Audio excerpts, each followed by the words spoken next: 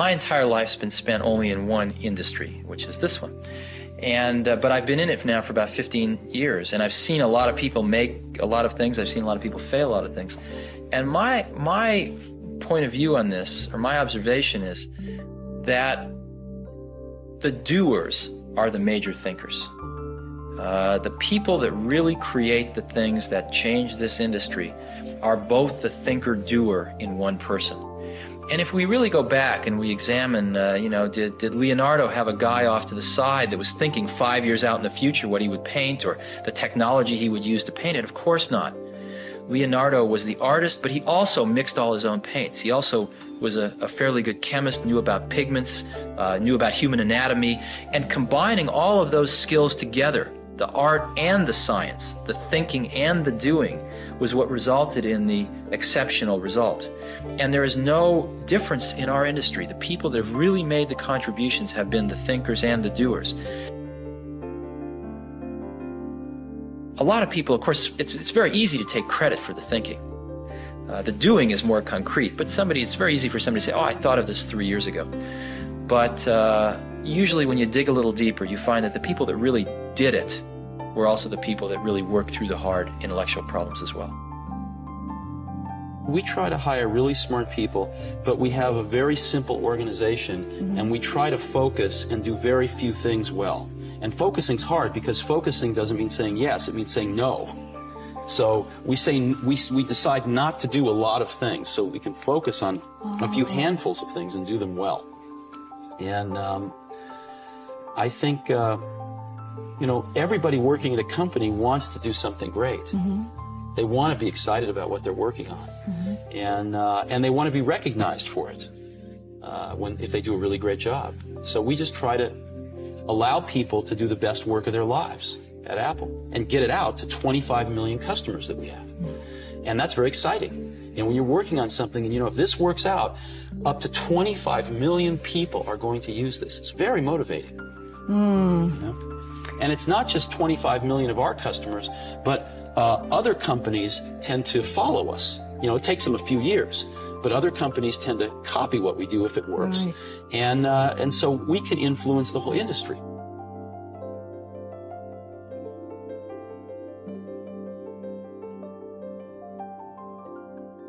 When I was a young kid, there was a widowed man that lived up the street. And he was in his 80s. He's a little scary looking. And I got to know him a little bit.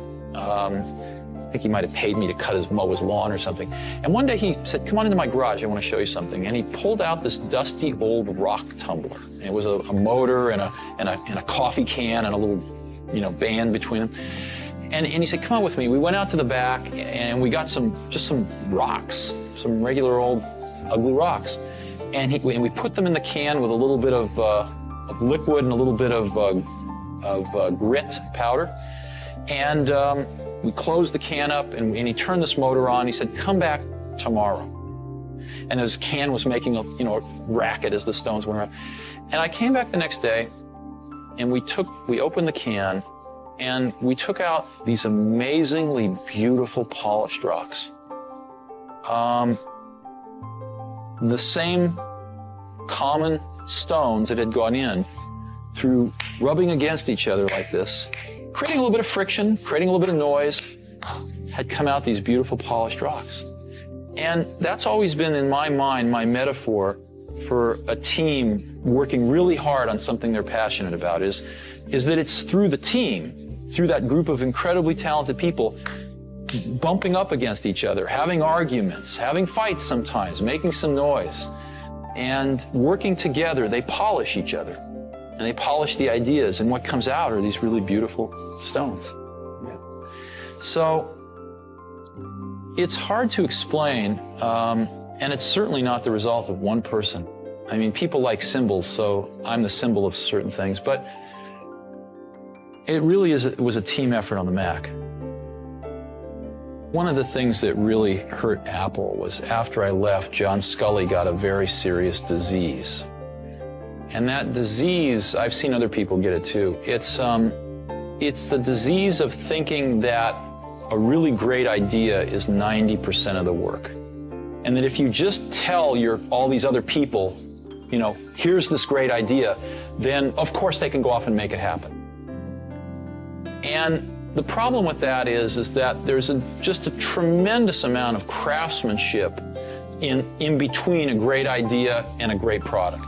And as you evolve that great idea, it changes and grows. It never comes out like it starts, because you learn a lot more as you get into the subtleties of it. And you also find there's tremendous trade-offs that you have to make. I mean, you know, there are just certain things you can't make electrons do. There are certain things you can't make plastic do or glass do. And as you get into, or factories do, or robots do. And as you get into all these things, designing a product is keeping 5,000 things in your brain, these concepts, and fitting them all together in kind of continuing to push to fit them together in new and different ways to get what you want. And every day you discover something new that is a new problem or a new opportunity to fit these things together a little differently. And it's that process that is the magic. There needs to be someone who is sort of the keeper and reiterator of the vision. Because there's just a ton of work to do. And a lot of times, you know, when you have to walk 1,000 miles and you take the first step, it looks like a long ways. And it really helps if there's someone there saying, well, we're one step closer. You know, the goal definitely exists. It's not just a mirage out there. So in 1,001 little and sometimes larger ways, the vision needs to be reiterated. I do that a lot. And it'll all work itself out. A lot of people come to me and they say, well, I want to be an entrepreneur. And I go, oh, that's great. What's your idea? And they go, well, I don't have one yet. And I say, well, I think you should go get a job as a busboy or something until you find something you're really passionate about, because it's a lot of work. And I'm convinced that about half of what separates the successful entrepreneurs from the non-successful ones is pure perseverance. It is so hard. You pour so much of your life into this thing. There are such rough moments in time that most people give up. I don't blame them. I mean, it's really tough, and it consumes your life. I mean, if you've got a family and you're in the early days of a company, I can't imagine how one could do it. I'm sure it's been done, but it's rough. I mean, because it's pretty much an 18-hour-a-day job, 7 days a week for a while. So unless you have a lot of passion about this, you're going to not survive. You're going to give it up. So you got to have an idea or a problem or a wrong that you want to right that you're passionate about. Otherwise, you're not going to have the perseverance to stick it through. And I think that's half the battle right there. Now that's why you need to do it young. That's why we started Apple. We said, you know, we have absolutely nothing to lose. I was 20 years old at the time. Woz was 24 or 5. So we have nothing to lose. I mean, we have no families, no children, no houses. Woz had an old car. You know, I had a Volkswagen van. I mean, all we were going to lose is our cars and the shirts off our back. We had nothing to lose, and we had everything to gain. And we figured, even if we crash and burn and lose everything, the experience will have been worth 10 times the cost. So what did we have to lose? There was no risk. And that's, you know, I think that's a very healthy way to look at it. Some people say, well, you could have gone to college and been a lawyer. Well, you're right, but you can go to college and be a lawyer when you're 25. And there's nothing that stops you from doing that. The only thing you really have in your life is time. And if you invest that time in yourself to have great experiences that are going to enrich you, then you can't possibly lose. So I always advise people, don't wait. Do something when you're young, when you have nothing to lose, and keep that in mind. And I think that's the best way. Not that people can't start companies when they're 50. I've seen that. Very successful companies. A job, and you needed to know a lot. And so things were kind of slipping backwards. And Macintosh was, you saw the 1984 commercial. I hope you have that in your archives. You know, Macintosh was basically this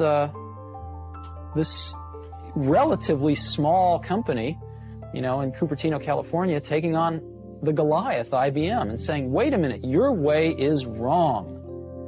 This is not the way we want computers to go. This is not the legacy we want to leave. This is not what we want our kids to be learning. This is wrong, and we are going to show you the right way to do it. And here it is. It's called Macintosh, and this is so much better that it's going to beat you. And we are going to do it. And that's what Apple stood for. Things are packages of emphasis. Some things are emphasized in a product, some things are not done as well in a product, some things are chosen not to be done at all in a product. And so different people make different choices. And if the market tells us we're making the wrong choices, we listen to the market. We're just people running this company. We're trying to make great products for people. And so we have at least the courage of our convictions to say, we don't think this is part of what makes a great product. We're going to leave it out. Some people are going to not like that. They're going to call us names. It's not going to be in certain companies' vested interests that we do that, but we're going to take the heat because we want to make the best product in the world for customers. And we're going to instead focus our energy on these technologies, which we think are in their ascendancy and we think are going to be the right technologies for customers. And you know what? They're paying us to make those choices. That's what a lot of customers pay us to do, is to try to make the best products we can. And if we succeed, they'll buy them. And if we don't, they won't.